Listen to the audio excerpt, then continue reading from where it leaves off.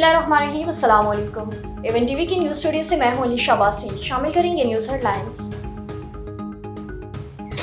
हुकूमत और पीटीआई की मुज़ाकराती कमेटियों का इजलास आज होगा। कैदियों की रिहाई 9 मई और 26 नवंबर वाक़यात पर कमीशन का मुतालबा। पीटीआई तहरीरी तौर पर 2 निकाती चार्टर ऑफ डिमांड पेश करेगी।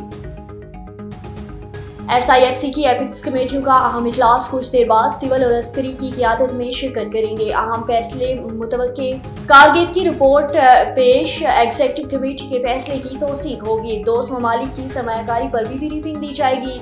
नेशनल एक्शन प्लान से मुतल्लिक एपेक्स मेडिकल का इजलास बुलाने का फैसला।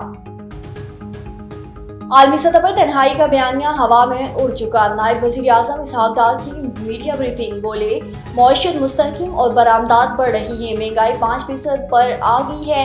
GDP ग्रोथ में मुस्बत रही। बिजली की कीमतों में कंट्रोल करने के लिए इकदाम उठा रहे हैं। मुमताज सहरा को फ्रांस में सफीर तैनात करने का फैसला। पाकिस्तान की एक बार फिर मजलूम फलस्तीनियों की भरपूर हिमायत।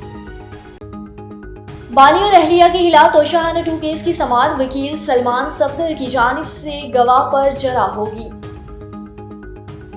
और मुज़ाकरात कामयाब, कुरम में अमन मायदे तय पा गया। इस्लाह हुकूमती सरपरस्ती में जमा मोर्चे और बैंकर्स खत्म हो गए।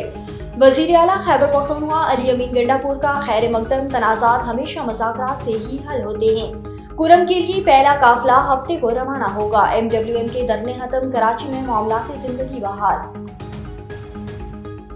न्यूज़ स्टूडियो से फिलहाल के लिए इतना ही। मजीद खबरों और अपडेट्स के लिए देखते रहिए A1 TV। A1 TV, सब पे नजर, अंदर की खबर।